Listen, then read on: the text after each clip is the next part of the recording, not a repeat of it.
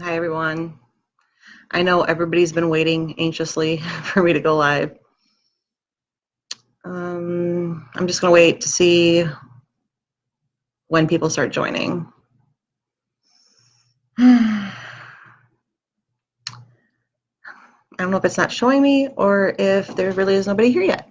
So I'm just going to wait. Don't mind me.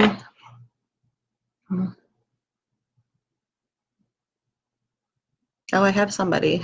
Somebody's here. Hey, Eric. Hey, Jennifer. Tiffany. You better not like make me laugh this time. You behave. Hey, Wendy can actually make a video. That's because I warned her this time. The other ones I kept springing on her by surprise. I'm just going to wait till a few more people get on. Hi, everybody. Thanks for being patient with me today. It's been a day.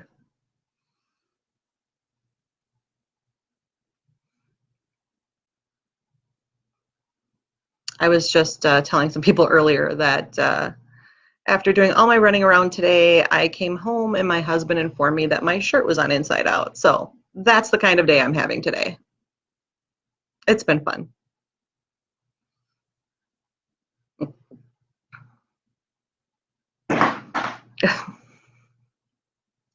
If you hear any random noises, that's my dog. I'm hoping she doesn't start having a barking fit because people are outside and she always barks at people outside. So I'm really hoping she behaves, but probably not.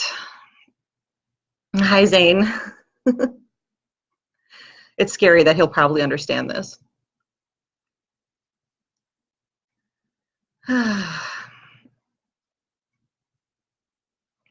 Yeah, this is definitely one of those do-over days for sure. And I'd really hope to be a little bit less of a hot mess this time compared to the last two videos, but life has other plans. So, yeah. But the good news is that I actually do have a copy of the state's response that was filed today. There isn't much to it. It's only 7 pages, but I'll still go over it. Kathleen must have filed a reply like either right after the courthouse closed or something. I don't know because I didn't see it on the docket until I got home. So yeah, but I'm not really worried about that. I don't think it's even going to be that important to read because I think I can already kind of guess some of the arguments. Hi, everybody. He's so confused. Poor guy. So first, I do want to say welcome to all of the new members. There are a lot of you. I didn't realize that it had been so long since I'd posted the link to this group in the family group because I posted it when I first started this group, and I don't think I've posted it again since. I think maybe in the comments once or twice, but that's it. And then Barb was nice enough to let the admins in her group post a link too. So I was just swamped with requests, and I wasn't home to deal with them. So thanks to Angie and Wendy for approving as many people as you could today. I think there are some new ones, so there were new ones every time I refreshed. So I can't do anything more. Tiff, you can't really share it outside the group because you have to be a member of a group to be able to see it. That's the problem. So you can share it, but nobody would be able to see it. That's why people had to join this group. And the reason that it's easier to do it in this group is because, well, first of all, this is my legal group, and this is where we discuss all the legal stuff. And there aren't the same people that are in all the other groups. And so I figure the people that are interested in the legal issues are going to be in this group. Doesn't matter if you're in Brendan's group, the family group, any other group, that you can all come to this one if you just want to talk about the legal stuff. So again, welcome to all the new members, and thanks for joining. I will take a minute to tell everybody that you should absolutely read the description of the group and the rules, because I know everybody thinks, oh, they all say the same thing, but for this group, they don't. I have some pretty specific rules for this group, so it's good if you can read them. The other thing that I want to point out is that in the announcements in my first welcome post, there is a link to my Google Drive, and I've mentioned it a couple times, but I'm mentioning it again since there's so many new people. And in that, when you follow that link, it has everything you can possibly imagine in there. All the latest filings. There's a lot of reference material for people that are interested in learning more about the procedures, some of the statutes, what's going on, and how the different levels of the courts work, systems work, and things like that. There's also a lot of case law. So if you're a real legal nerd like me and you want to read some of the case law that's cited in these documents, that's where you can go to find them. If it's not in there, it's because I can't find it, because it's very sad that I don't have a Westlaw subscription. It's really unfair. You have to be a lawyer or a law student, and they don't have one for normal people like me that are just interested in the law, and it's really terrible because I should be able to get one. My life would be so much easier, and I'd be a much happier person. So, okay, well, I'm just going to get started, I guess. I'm going to go over the stuff in oh gosh, I was going to go over the stuff in Brendan's case first, but I did talk to Barb earlier, and I do want her to be here to hear that, because I know that she wanted to hear the explanation of everything going on too, as much as anybody. So maybe I will start with some of the stuff with Steve's case. Thanks, Jennifer. I wish I had an Alexa subscription too. Either one would be fine. And I hate asking other people to have to get me things, because I know everybody's busy, and trust me, if I actually took everybody up on it, I'd never leave you alone, ever. No, I don't want to do this right now. Sorry, things are popping up on my screen. Okay, well, I'm going to start with just what the confusion of everything with Steve's case today, and that is my fault, and I fully admit that. When Kathleen first filed the motion to correct the record, oh, hi, Barbara. Okay, then I'll go back to starting with Brendan's stuff, because I know you wanted to hear that. So in Brendan's case today, they filed just a docket entry that said that the case had been distributed for conference, the June 14th conference. Okay, that's a good thing. That means they're going to discuss the case. So that's a very good thing. We wanted that. Tracy Keogh and I this morning were obsessively watching SCOTUS blog just to make sure that nothing crazy was going to happen and they weren't going to add it to the dead list. I thought there was pretty much a 0% chance of that happening, but sometimes you really just want to see the official notice that it's going to be discussed before you'll be happy. So we were very happy after a couple of hours of watching SCOTUS blog, live blogging what was going on in the courts today. So what that means is that the case has officially been submitted to the justices. And so on June 14th, that is the first time that the justices will discuss the case as a group. Now, ideally, they'll discuss the case, they'll agree that it needs to be heard, and they'll grant cert. And we'll hear about it hopefully not too long after that. Generally, the conferences are on Thursday, so June 14th is a Thursday. Generally, they announce orders on Monday mornings. Since it was a holiday, it was Tuesday morning today. That's why we were watching everything this morning. But since it's the end of the term, they will announce orders more frequently. They may even announce them on some Fridays, so the Friday after conference sometimes. So what this means, though, is that once they discuss the case at the June 14th conference, that means that we can get a decision on the petition anytime after that. Okay, so it could be as soon as the next day. And obviously, we want to hear that they're granting cert. That granting cert means that they're agreeing to hear the case. So the problem is that since it's so close to the end of the term, and there are so many cases that they still need to file opinions on, and they have a lot of petitions they still have to get through, that there's only, if they don't come to a decision after this initial conference on June 14th, it would be relisted for the June 21st conference. And the only problem there is that's the last conference that's scheduled for this term. So we really need them to make a decision by that June 21st conference. Now, it is possible that they could schedule additional conferences because, again, towards the end of the term, they have to really crank things up because they want to clear their dockets as much as possible. And they really do want to try to dispose of as many petitions as they can. They want to release as many opinions as they can. Some cases are going to be held over because they can't reach an agreement on what to do with it. So we really want them to grant it after the June 14th conference. If they don't, then we really need them to grant it after the June 21st conference. I don't want to have to bank on them adding another conference. So now I'm trying to be very optimistic in the fact that I think that 4 justices already, I think, are going to agree to hear the case. So I'm hoping it won't take more than one conference. If they're discussing it and they take a vote, I don't really know how they do it, but if they take a vote and 4 justices say they want to hear the case, they're not going to discuss it any further because it'll be granted. They don't really need to discuss it further at that point. And then what happens then is it moves into the merit stage. And the one good thing is, though, even though the court isn't in session as far as hearing arguments and announcing orders, they still accept all the filings over the summer. So if the petition is granted prior to the term ending, that means that the merit stage can begin and briefs can be filed over the summer. So that's really good because that means that that will cut down on the time, the total time that everything takes. I'm not going to worry about the timelines for all that because that comes after everything. I just wanted to clear it up so that everybody knew what it meant that it was distributed for conference today. They haven't discussed it yet, but they will at that conference. And between now and then, that's when they'll look everything over and they'll go through all the materials and everything, even though they probably have already. They'll do that more. But so that's what it is. It's nothing to worry about. It's actually a very good thing. That's what we wanted. And then I thought it would be really fun if they had added it to the June 7th conference, and then maybe we get lucky and they would add announce orders on Friday, which would be when we were at the rally. And I thought that would be really great if they granted the petition while we were at the rally. But no such luck. They didn't schedule it till June 14th. That was wishful thinking on my part. I just thought that would have been great. If they deny cert, wait, hold on, let me go back to Kathy's question. Is there anything the general public can do to help their No.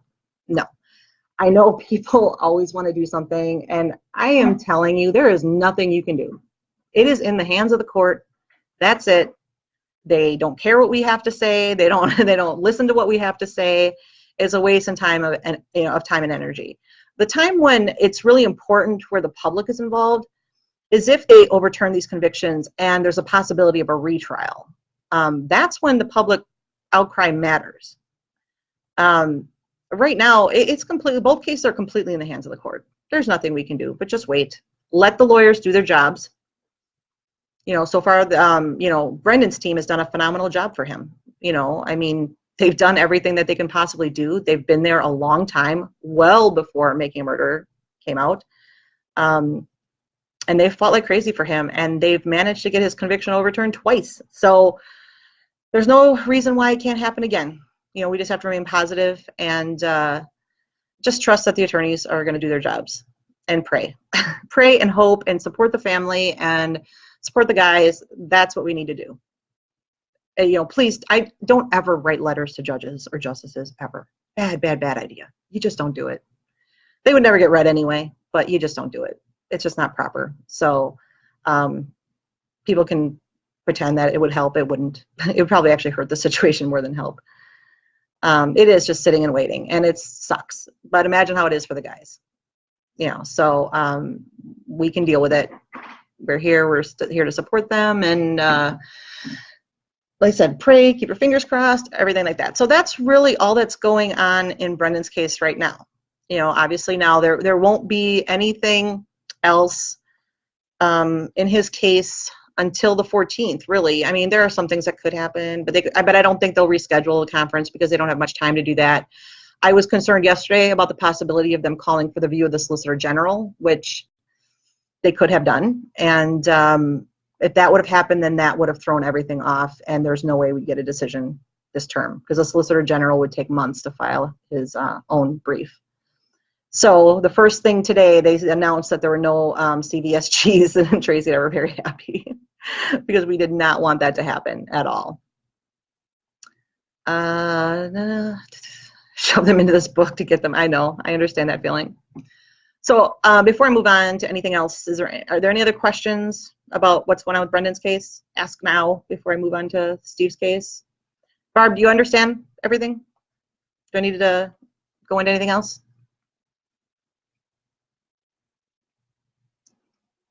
And yes, I did accidentally say it was the 17th when I first posted, even though it clearly said in my screenshot the 14th. I'm telling you, it's been a day. You probably won't know anything on the 14th because they're in conference all day. So I wouldn't expect there would be orders announced. But the Friday is a possibility this late in the term. Otherwise, Monday. And if we don't hear anything on Monday, there's a possibility that means that it's been relisted.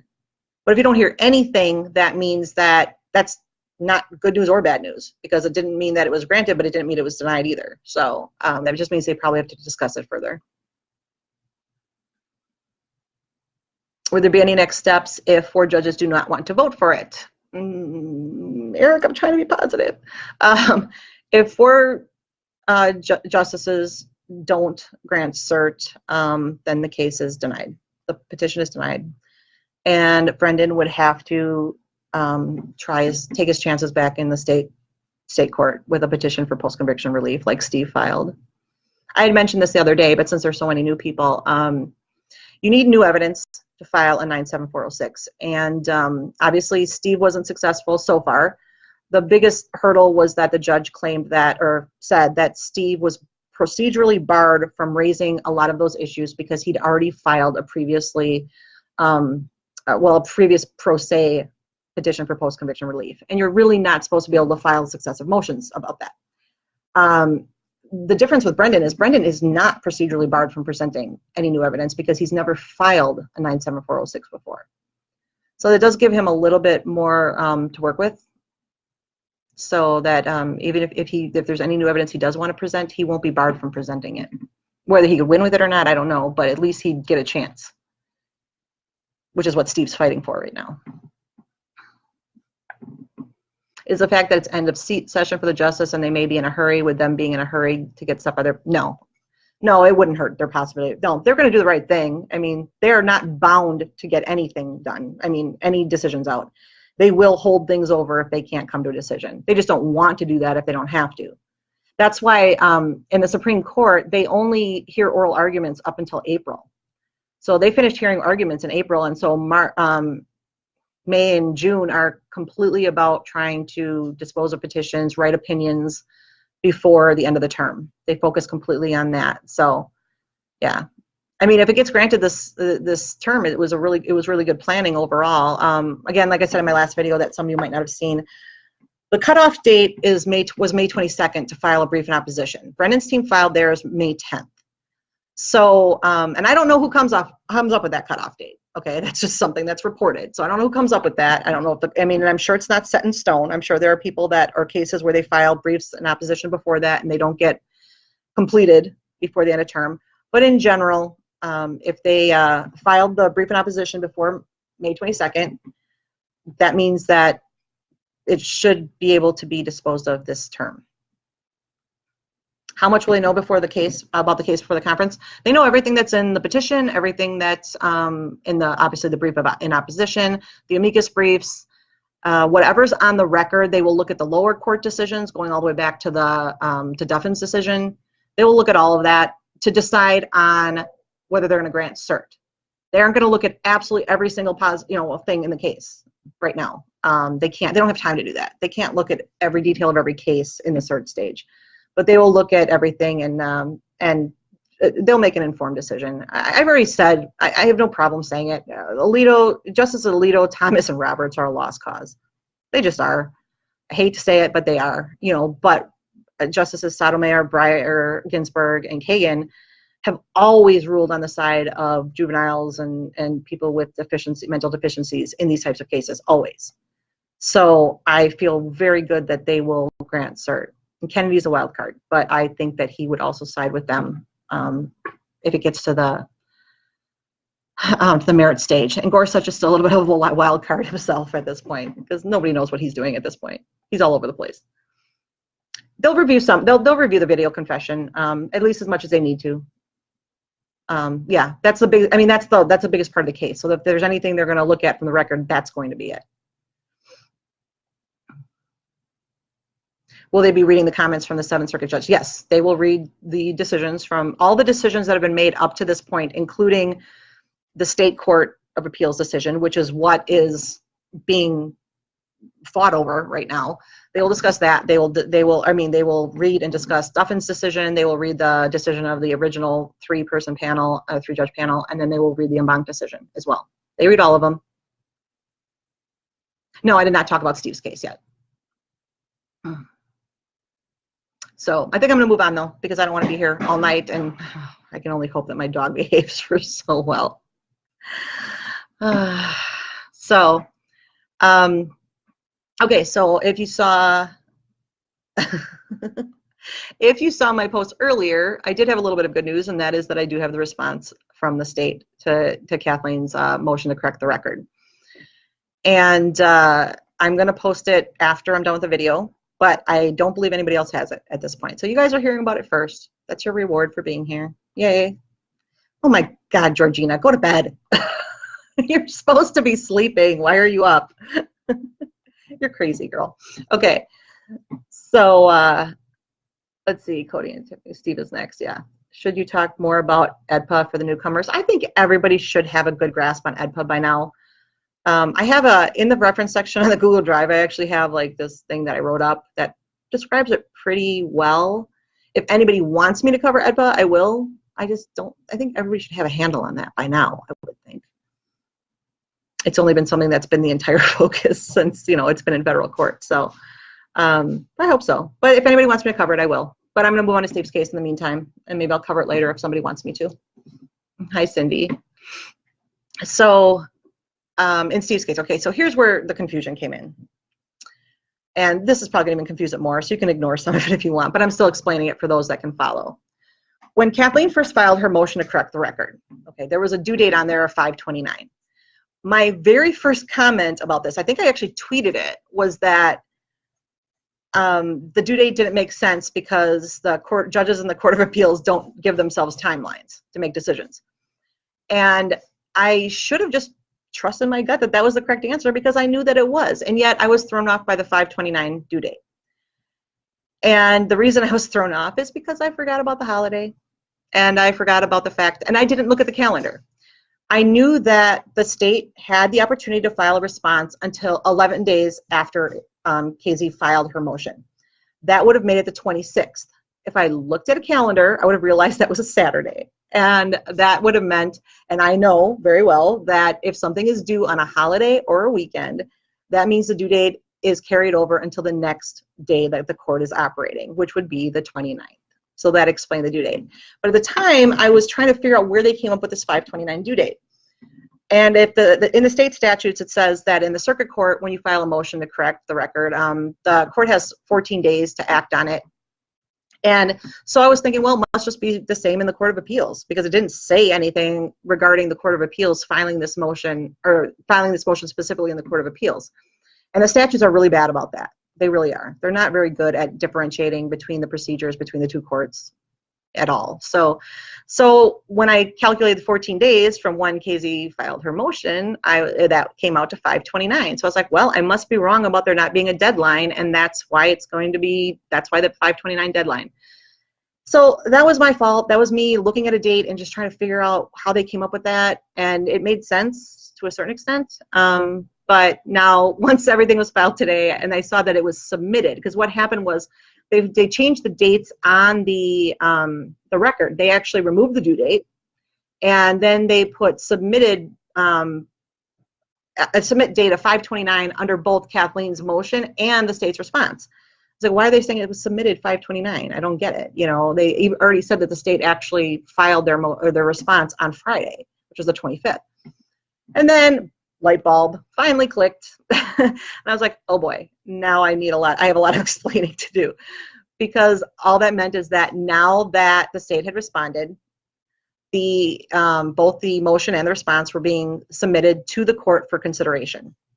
And the court could have acted on it prior to that. So, and that is part of the statute. That is part of the rules. So I don't know why they didn't, or if they were just waiting till the time ran out for when the state could respond and they weren't going to look at it until then. They can if they want, but I guess they just chose to wait to see. So it is in the hands of the court now, and whether they're using a motions judge, which is possible, or if they're using a panel of 3 judges, I do not know. Both are used in Court of Appeals. Seventh Circuit works the same way. Sometimes there's a rotation of a judge that just hears motions, and they rule on those individually. And that is probably still true of the State Court of Appeals. I'm pretty sure it is. But sometimes they will have a panel too. But usually it's just one judge. So that's what happened with that. So I felt really bad because everybody now was panicking because the motion wasn't granted today, and I had said it's automatically denied if they don't give a decision, which again is true in the circuit court, but not true in the Court of Appeals. So it should not take long to decide on this motion. It's not a terribly difficult motion to decide on, but I think everybody knows by now that how the court system works is that they just do things in their own time. It won't be dragged out though. If they take more than a week on this motion, I'll be surprised. They really shouldn't. Like I said, it's not that complicated. You have a motion that's 22 pages, you have a response that's 7 pages, and Kathleen filed a reply today that couldn't be that long either. How much is there to discuss on it? You know, so I don't have a copy of Kathleen's reply. I'm not going to even bother to get it or try to get it unless somebody makes a FOIA request or something. I'm not going to try and get anybody to get it because I said I can probably guess what's on it. So, that's for that. So that's that for now. So is that clear? Does everybody understand it? Why I screwed up and where the screw up was? I know I panicked a lot of people today because they thought that meant the motion was denied. And it was not. It's still being taken under consideration. So hopefully that was something that everybody understood. Did I explain that well, or are people still confused? Nobody's saying anything. Do I have a bad connection, or is just nobody talking? I'm not sure. Okay, well, I don't know. Maybe I'm just not getting the comments because nobody said anything since Cindy's yay. So, someone's messaging me at the same time. So I'm going to move on to the response brief, or the response, yeah, whatever. Just go with it. The state's response. And like I said, 7 pages long. And I had taken a guess this morning on Twitter what I thought the response could be, what argument they could possibly make. And I'd said, the only thing I could see is I'm probably trying to argue that it's new evidence and can't be presented in the Court of Appeals. And that is exactly what they did. So I got something right today. I also said that Brendan's case should be scheduled for conference today. So I did 2 things that I got right today, just among all the other stuff I got wrong. So let's see. They do the introduction, and it just says that, Stephen Avery is seeking to add material to the record that was not before the circuit court. And they listed the statute, the state statute, saying the record on appeal is limited to the record before the circuit court when it made the decision under review by this court. Avery cannot alter the appellate record with material that was not before the circuit court when it made the decision being appealed. The court should deny Avery's motion to supplement the record. And they just give a very short background, which I actually haven't read yet. I figure I don't need any more background on this case. I think I know it already. So then they go to relevant law. And it says, in quotes, the rule is well established that review by this court is limited to the record made in the circuit court. And then they cite a case, State ex rel Wolf versus Town of Lisbon. Okay, and when they say ex rel, that just means on behalf of. So this is where it's interesting to me. Are people here? Can people hear me? I don't know. Nobody's saying anything, and I don't even know if I'm still live. I have no idea. Somebody message me if I'm not still live, so I'm not just talking to myself. Okay, well, I'm going to continue, and hopefully people can see it. Okay, so this is what's interesting. They cited this case law, and they quoted it, and they said, this court is bound by the record, and the record is not to be enlarged by material not considered by the trial court. And, oh, now I'm getting all these comments. So, wow. Okay, so they must have just been stalled for a while because I thought nobody was listening anymore. Cindy said yay and like broke the comments. Okay, thanks, Jess. She messaged me, so there's tons of comments. I'm sorry if I missed everybody's questions because I didn't see any of them. It just stalled. Blame Cindy. She broke the comments.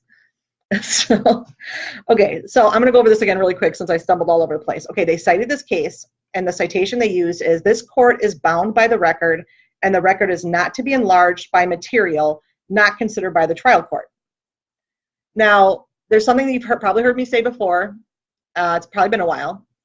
But I have told you before that lawyers tend to be a little sneaky with their citations at times.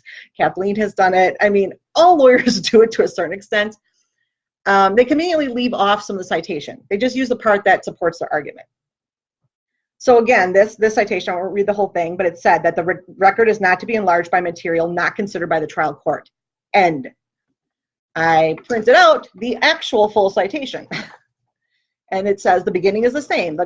This court is bound by the record, and the record is not to be enlarged by material which neither the trial court nor this court, acting within the respective jurisdictions, have ordered incorporated. So is anybody else catching what the problem is? They are stopping it saying that it can't be enlarged by material not considered by the trial court. The actual citation says it can't be enlarged by material which neither the trial court nor this court, acting within their respective jurisdictions, have ordered incorporated. So that means that it is possible for the other court to incorporate additional material. It doesn't really go into all the reasons why. There are several reasons why it could happen, but I thought it was very interesting that they chose to end that citation at that particular point. And again, I really don't understand this whole like sneaky citation thing, because it's not like these judges don't like pay attention. You know, if they don't specifically know a citation right offhand, they will look it up. It's not like they just take the lawyer's words for whatever they say. But to me, that's a very important part that they left off, because they're saying annually, nope, you can't admit it if it's not part of the trial record. And then this quote is saying, well, it can either be the trial court or this court, which currently has jurisdiction, that can make changes. So that's one of the things that I would think that Kathleen would address in her reply. I don't know if she looked at the citation herself, but that would really be a big thing to point out and be like, you kind of forgot part of that citation. The other big thing is they did cite the statute, and I understand why they cited the statute, because it says very clearly that blah, blah, blah. If the record is defective, or a person believes the record is defective, or that the record does not accurately reflect what occurred in the circuit court, they may move the court in which the record is located to supplement or correct the record. Okay. So, and that is what they do, and that's what Kathleen did originally, a long time ago, when she first took Steve's case. And they're basically relying on the fact that, in general, the record in the circuit court is supposed to be corrected or amended before it's forwarded to the Court of Appeals. It doesn't necessarily mean that it can't be enlarged afterward. Okay, they're going very letter of the law here. They're banking on the word occurred. They said that if it did not accurately reflect what occurred in the circuit court. And since the CD was not in the circuit court file and it wasn't actually presented to the court, therefore they're saying it can't be added. And I understand why they made that argument. So it says motions to supplement the record are therefore confined to the correction of an appellate record that does not accurately reflect what occurred in the circuit court. They seriously just said it the paragraph before, and then they said it again right away, in case we missed it. It's only 7 pages, yet they had to repeat themselves. A party cannot file a motion under Wisconsin to add facts to the appellate record that were not before the circuit court. I think everybody really noticed this in the state's response to Brendan's petition, how they just say the same things over and over and over again and act like it's new information. It's really annoying, and I can't believe they did it in a reply that's this short, or response that is this short. So it says the court should deny Avery's motion to supplement the record. Avery asked to supplement the appellate record with a CD that was never filed in or considered by the circuit court. Avery is not attempting to correct a defective record. He is attempting to alter the record with material that the circuit court did not consider when making the decisions that are before the court on review. Now, this is another point that's interesting, and this has to be something that Kathleen addressed, because to me it's obvious. It says, moreover, Avery's motion does more than request that the record be supplemented.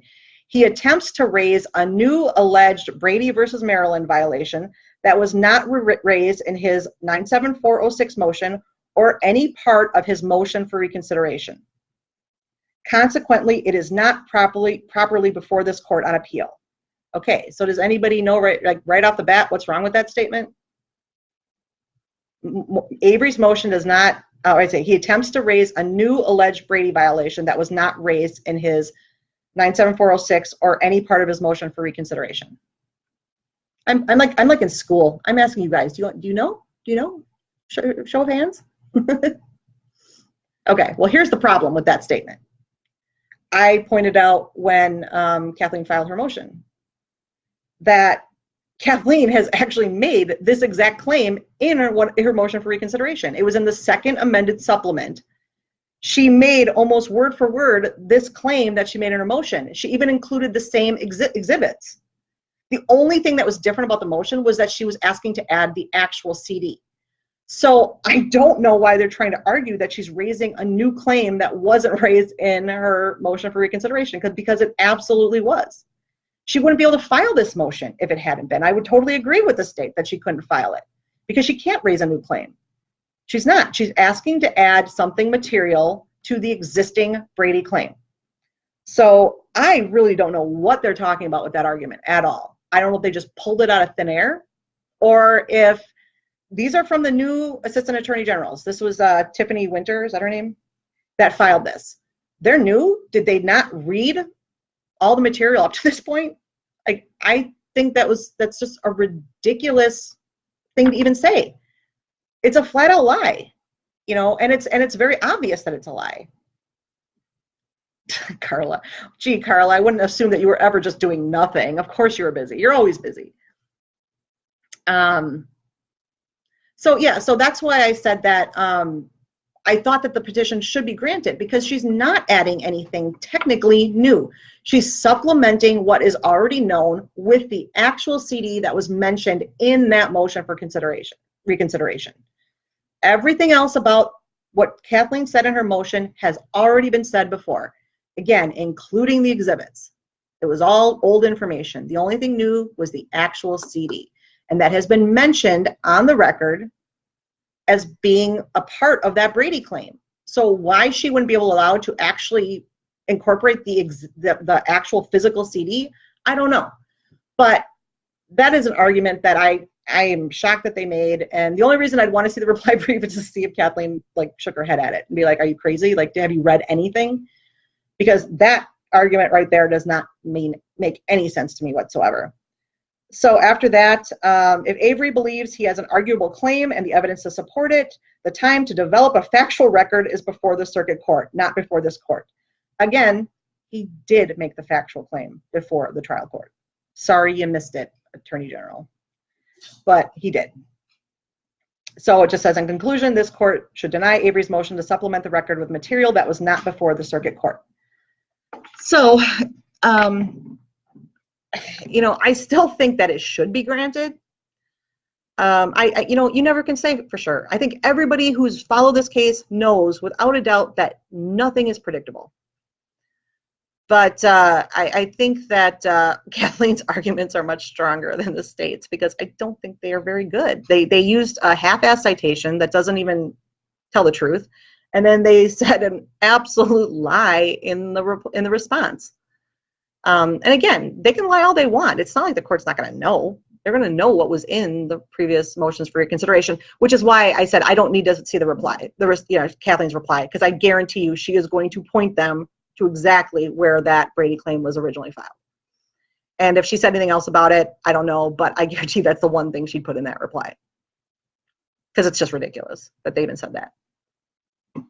So that's really all I really wanted to cover. It's shockingly short for me overall, but can Casey argue it again? Well, she filed a reply today, which will be just a rebuttal to the response. It's no big deal. I mean, she's just going to point out so this happens in Brendan's case too. Some people are asking why in the reply brief, and I think I did cover this in the last video, why the reply brief didn't cover this, that. Replies are supposed to be short, and they're only supposed to address things that were in the response. The response is only supposed to address things that were in the petition. So it's very limited to what they can address in each filing. So this response can only address the things that were in the motion, and Casey's reply can only address things that were in this response, if that makes sense. So there wouldn't be much to say about it, because it's a 7-page, like I said, it's a 7-page response, so the reply can't be that long. What did Eric say? I missed what Eric said. I will go back. I always go back and read through the comments and answer questions that I've missed. I try to remember what I answered on the video, and if I don't answer it, it's probably hopefully because I answered it in the video and I didn't want to type it all out again. So that's really where we are. I mean, it wasn't a disastrous day or anything. It was just that I know there was a lot of confusion because people got worried that the motion had been denied because there was no decision today, and that's the part I felt bad about. And I tried to fix it as quickly as I could, but then there were again so much going on, and it was in the middle of all that the docket entry was made in Brendan's case, and that's the one I was expecting, and yet it just came at the worst possible time. So and then I had to do a bunch of stuff, and I didn't even have time to answer the notifications. People are gonna hate me today because I have like 500 notifications I have not answered. I'll try to get to them. I don't know if I will. I'll try. So and I have to thank Tracy again from Brendan's group. Because she's really good. She'll ask me, like I said, we spent a lot of time chatting this morning, so I explained to her what was going on with Brendan's case. So that helped a lot because she was able to answer questions once it actually happened and I put it in the group. So so she's really good at helping with that kind of stuff. You know, she usually talks to me first to make sure she has it right, and then she'll answer questions. So that helps a lot. And then of course Wendy tries to be around, and she was around today to answer questions. So that was good. So KZ has to reply to the statement by the state. Well, she already replied. There was a reply filed at the end of the day today. So that'll be it. You can't say anything more. Somebody had asked me if she'd reply, and I was like, no, but she did. That's before I knew it was in it. Once I read it, then I was like, yeah, she'd reply for sure, because I'm sure she was just outraged by that last statement. So she didn't have to, you know, but the state didn't have to respond either. So these are the types of motions that are that you aren't required. Obviously the major motions and the major petitions and things like that, you're required to file a response for things, but these ones aren't. I think comments stalled again. Let's see. I did see Eric's. Let's see. When should Kathleen's response to state be expected? Well, I just answered that. She already replied today. When should we expect the court to make a decision after that? I said that earlier. Who knows? I mean, it shouldn't be long. It's not a complicated decision. So I would love to say tomorrow, but I can't say that. I don't know. Hopefully this week. There's no reason it shouldn't take longer than this week, but again, it seems like they do whatever they want. What is next on the timeline after the court decides on whether the CD can be included or not? Oh, that's one other thing I wanted to correct. I corrected it earlier.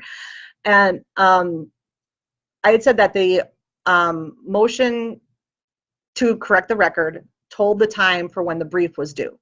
And that means that the day she filed that motion, that means the clock stopped on the brief. And what she's given is the amount of time that's left on the brief. And from what I counted, that should be 6 days. When Kathleen filed the motion to correct the record, she still had 6 days to file the brief. So once, okay, this is what I was saying. Once a decision on the motion happens, then the clock starts again. But it's actually either when the decision is made and there's a denial, or when they actually correct the record. So if they grant the motion and then it takes a day to correct the record, then it would be 6 days after that. So I just want to clear that up. Again, not a major thing. I don't think anybody would lynch me for that. But I just want to say that the due date should be 6 days after that. And if it's not, you know, then I don't know, because it clearly says the time is told by, you know, it just basically, like I said, the clock stops. And then it just starts up where it left off the minute that this decision comes down and it's acted on. So if it's denied, it'll start right away because nothing else has to happen. If it's granted, then the court needs to correct the record. And once it's corrected, then the clock will start again. And Kathleen will hopefully file her brief. She could technically ask for another extension, but we're hoping that doesn't happen. We're hoping she's ready. So, is that, anything else? Again, I think comments locked up on me again or something. Oh, there's a bunch of them. Okay. Let's see. Didn't the court not rule under supplemented motions because she didn't notify the court she was adding it? Yeah, the court ruled and they denied them. That's part of the appeal. So they definitely have that information. I seem to be getting the same things over and over. Eric, I've come across your comment 3 times scrolling. I don't know why it's repeating. Thanks, Chrissy. Thanks, Monica. Does having possession of the CD significantly bolster Casey's Brady claim to the point that the state would not want it admitted? Well, of course. You know, anything that is going to strengthen your argument, they don't want to be added. That's why they're opposing it. Because I know somebody did ask me today, why are they opposing it if they are the ones that turned it over? Well, they turned it over because they had to. They're opposing it because they know that it strengthens the Brady claim. You know, so that's the reason why they don't want it in, is because it just gives her a stronger argument that because it wasn't turned over. And so that obviously strengthens the Brady violation. Thanks, Lori. Thanks, Cindy. I want to see her reply so I can bask in her deep eye roll. I can't imagine what her reaction was when she read that. I don't know if she'd laugh or what, because I know I was like just looking at it like, huh? Like, I can't believe they even said that. You're totes brill, Tracy. I love the way you talk, Tiff. Oh, sorry, Mystic. You can go back and watch. Everybody, this is always saved, unless I hit the wrong button, but it's saved, and so you can watch it another time. Is Georgina going to bed finally? I saw someone say goodnight. Georgina, go to bed. You're welcome, Barb. And I will see you in a couple weeks. So I know the rally is coming up really fast. So I will see you in a couple weeks. Thanks, Paul. Angie's awake. Yay, Angie. I'm yaying for Angie being awake at 8:30. You don't know, it doesn't always happen.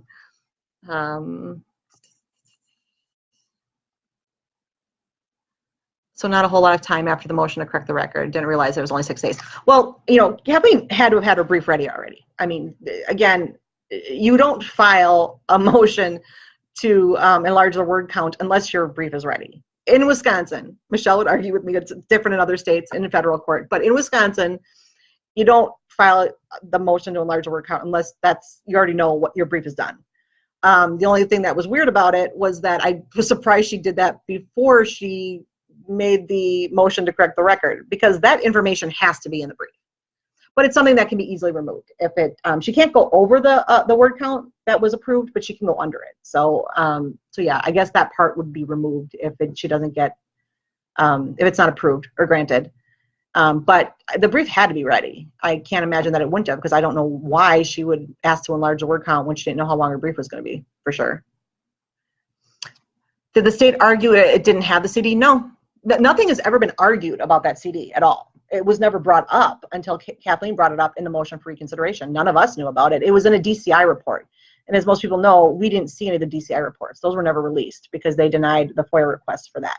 So the first time we heard about the CD was when Kathleen filed that amended motion for reconsideration. We wouldn't know about it if that didn't actually happen. So it's never been argued, ever, because it's just been part of Kathleen's petition and her motion for reconsideration at this point. So what's the next move? If they deny the motion, then Kathleen just moves forward with the appeal without the CD. Technically, I mean, she could ask the Supreme Court to rule on, but I don't know if she would bother with that. Who was in possession of the CD that was never turned over all these years? I assume the Department of Justice. It's not clear. It just said that Fassbender had it. It was turned over to him, and he kept it in his possession. That's about all we know about it, and that it wasn't entered into evidence. So we don't know what happened to it in the meantime. Clearly, they had it that they could turn it over now. So I don't know if Fassbender kept it at the DOJ or if he had it and they had to ask him for it. I have no idea. I don't think it's been really clear, unless I missed something, but I don't think it's been clear as to where it's been all this time. And we don't know when Kathleen requested it either. She filed the motion for reconsideration. What was that, in October? Well, originally, and I think Buting's affidavit was in November when she filed that. So she's known about it for a while, but we don't know when she requested it from the state. So I don't know if it took them this long to give it to her, or if she didn't ask for it until now. I have no idea. Can we see the reply? Is it available? I don't have it. Somebody would have to make a FOIA request for it. I said, to me, it's not worth sending somebody to go get it. It's just not worth it. I mean, I always have resources, so if it falls in my lap, obviously I'll post it, but I'm not going to actively try to get it. I just don't think there's any point. Last timeline related question. Once KZ files her 31,000 word brief, what's the next step? And is there or is there not a timeline for under this court? Yes, there is. Once she files her brief, the state has 30 days to respond, which they'll ask for an extension. And considering how long the extensions were that KZ was given, they'll be given lengthy. I think they'll be given more than 30 days, 60 days, 90 days. It's going to be a while. The thing that's going to be interesting to see is that Kathleen is obviously putting new information into her brief. Okay. I was surprised that's the decision she made to try to enter new evidence in the Court of Appeals, but that's what she's trying to do. And I think that the hope is that the Court of Appeals will just let her enter new evidence, which I don't see happening. I don't think there's any way it can happen. So I believe what will happen, that the court would have to, if the court thinks it deserves to be looked at further, that it will be remanded back to the circuit court. And then there will be a whole proceeding about that new evidence, that it's going to go back and forth between the attorneys. And then the judge would have to rule on that. And if they still deny it, at least it's part of the record and it would be able to be added to the appeal. That's my thinking, at least. So there's still a process that needs to happen right now.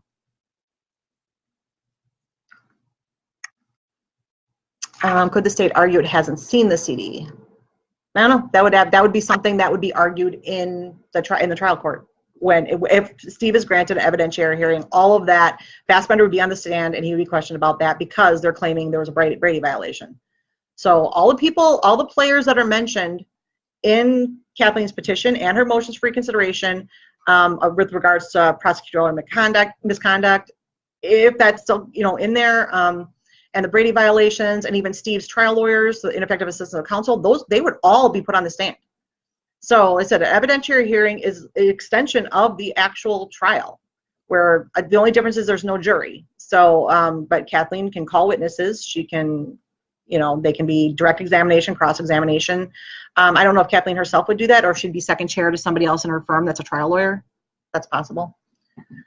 So who knows? But that is something to worry about in the future. But yeah, so if he's granted an evidentiary hearing, then we will get, hopefully, to the bottom of a lot of these questions.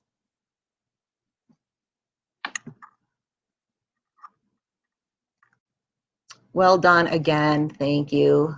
Fast no brow, Marianne. Did a motion to supplement get addressed today? Sorry if somebody asked. Which motion to supplement? Richard, you need to give me more information. There was no motion to supplement that was filed today. That's why I'm confused. Or that get addressed today. Oh, is that what he's talking about, the motion? Oh, the motion to supplement the record. Okay, yeah, thanks, Wendy, because I was already in a different place. I wasn't even thinking about that anymore. Yeah, I've already covered all that. You'll have to rewatch, because that was a big part of this whole section. So, yeah, it doesn't mean anything that there was no decision today. There shouldn't have been. That was my mistake because of the date mix-up. What's the trophy for on the shelf? I was wondering if anybody was going to ask about that. It's actually kind of sad. One of my best friends passed away from cancer 4 years ago. Actually, it was just the anniversary. And they had a memorial bowling tournament for him. And I didn't bowl because I have an injury and I can't bowl.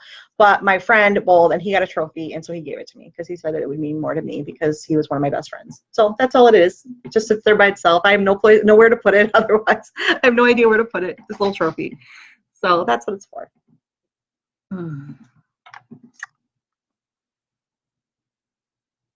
He's an idiot. I don't even know what part you were talking about, Barb, but I just made me laugh.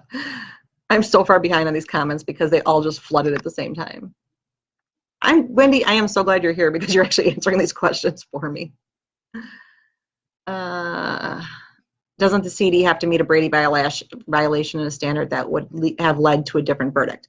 Well, it doesn't have to say that it would have led to a different verdict. It was said that it could have potentially led to a different verdict. That's all. A Brady violation, it has to be material, it has to be exculpatory, and it has to be that there's a prejudice attached to it. That means that had Steve been able to present this information, that there could have been a different outcome. That's all it is. You don't have to prove there would have been, because you can't prove that. But we already have the tape from Karen Halbach, don't we? I mean, we do. I mean, Denny, I'm not sure what you mean by that. And if I'm way behind, I'm sorry. If people are answering your questions, you might want to call the circuit court to see if that's possible. Oh, thanks, Carla. Okay, she answered it. Because, I mean, we've already have or do we just have the transcript, or do we have the actual audio? God, I'm so confused lately. My brain is just done. Going on vacation apparently didn't help. Just made my brain worse. Too much sun. Okay, well, see, that's one of the things. Well, can Avery get a different judge if sent back to circuit court to rule on the CD?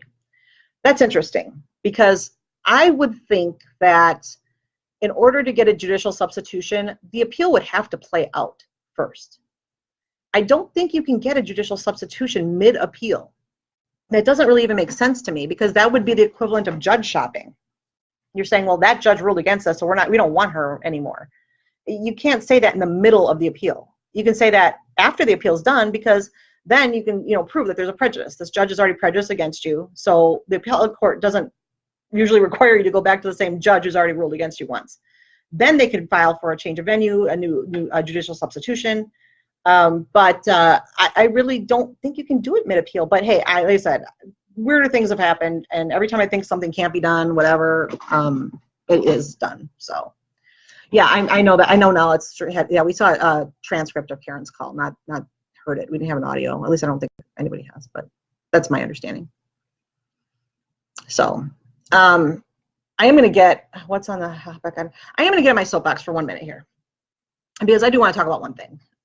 With all this stuff that's coming out, and with everything KZ's doing, one of the rules I have in this group is, like that I don't talk about theories a lot, and there's no general case discussion in this group.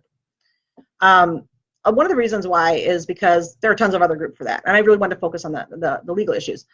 But I have a very strong sense of justice, okay? And I know a lot of people think that they do, that are in these groups. But the one thing that bothers me, and again, many people might hate me for saying this, is that if you go by what is said in these groups, Teresa has been murdered by at least 6 different people, at least.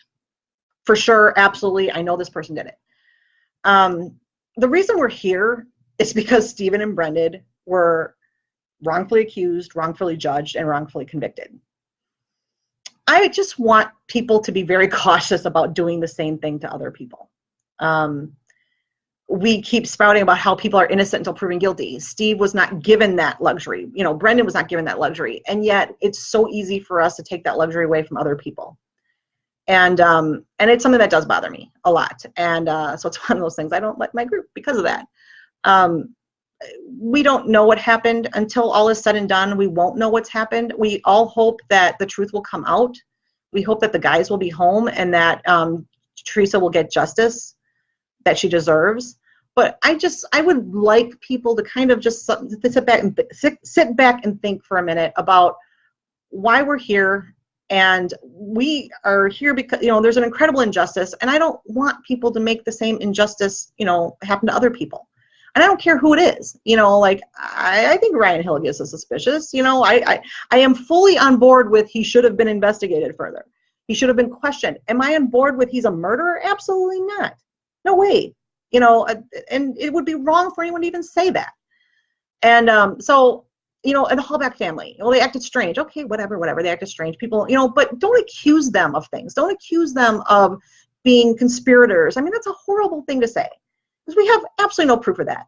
And I got in it with, I didn't get in it with it, but it was brought up to me again that people, that somebody thought that Judge Suckowitz is corrupt. And I was saying, why? I don't know why people would say that. We disagree with her decision. I personally think it lends towards incompetence, because I think that she should have granted an evidentiary hearing, but there's nothing to suggest that she's corrupt at all. We don't like her decision, bottom line. Unless there's a video of her getting a payoff from somebody, don't say she's corrupt. I don't like that. And I am very big on that. And like I said, I'm going to be on my soapbox, and people can get mad at me for it, because I know a lot of people want to scream corruption at every turn. That's why I don't allow it in this group. It's not productive. It's not productive for discussion. And I just really want people to be mindful of the fact that we're here because we want justice for everybody who's been treated unfairly. And we can't do that if we treat people unfairly, without evidence, without proof, on speculation. I get it. I get people think it's fun to talk about different theories. I ran a theories group for a long time, but it's funny how I never posted any theories. I actually don't like them. I like facts. Duh. Does anybody not know that about me, that I like facts? So that's all I want to say. I just want to say, and I'm sorry if people get offended by that. And I don't mean, I know people want to scream corruption, and I get it. I know there's corruption in, all different places. It's just that until I see proof of it, actual proof, not just thinking it or believing it, I don't like to say it. Yeah, everyone has a right to their own opinion, absolutely. You know, but when it comes to screaming murder over every little thing, I think that people need to be careful about that. Because like I said, right now, if the case was solved tomorrow, there are probably at least 5 people who are completely innocent who have been accused of being a murderer based on everything that's been said in the groups in the last 2 years. You know, and that's not okay. It's not. Hashtag not okay. I do like the facts. That's it. Like I said, I didn't like that Stephen and Brendan were unfairly judged, and I don't like that anybody else is either. I would really like people to be judged on actual evidence, and that they are innocent until proven guilty. And that means in a court of law, not in the court of public opinion, in my opinion. So hate me if you want, but that's my viewpoint.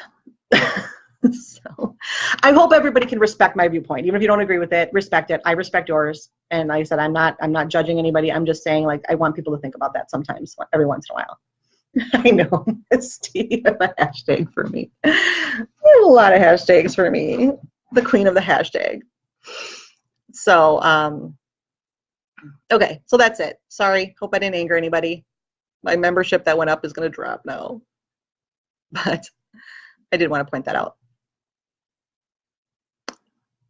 Okay, I think that's it. Any other questions, even though I don't know if I'm even caught up? Comments are just randomly coming up, and then I have no idea. So a lot of people already left, so I made my big soapbox moment like after everybody already left. So I guess I should have said that in the beginning. But then people would have left right away and nobody would have heard my video. But again, like I said, I'm not judging anybody. You know, I mean, people can say what they want. I respect everybody's opinion. I respect people's right to say what they want. Just in a group, there are rules.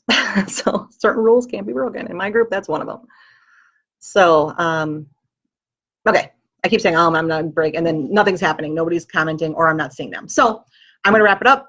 I'm going to thank my puppy Justice, for being good and actually not barking through the entire video. It might be the only time that ever happens. And I will talk to you guys later. I have a lot of notifications to catch up on, so I will be posting the response so you guys can read it for yourself. I'll be posting it other places too. Now everybody else gets to see it because I'm not that selfish. I just wanted my group to have it first. So, all right. See you guys. Bye.